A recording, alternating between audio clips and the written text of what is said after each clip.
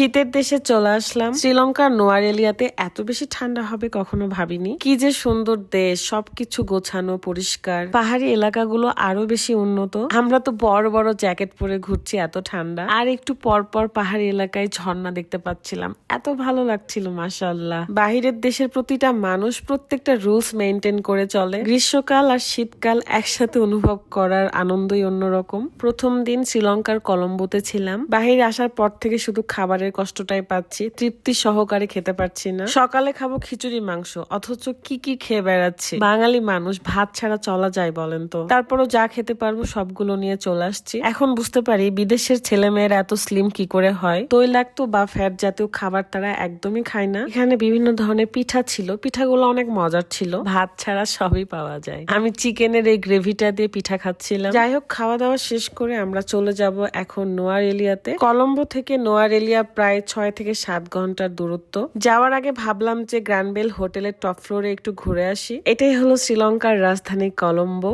সাগরের পাশে rail line, তার পাশে রোড। সাগরের ঢেউগুলো উপচে উপচে এসে পড়ে রাস্তার উপর। খুবই সুন্দর একটা পরিবেশ মাশাআল্লাহ। এখান থেকে চলে যাব নোয়ারেলিয়াতে, 7 ঘন্টার জার্নি। যাওয়ার পথে কলম্বো সিটিটা খুব ভালো করে দেখছিলাম। আর এইটা হলো লোটাস টাওয়ার। রাতের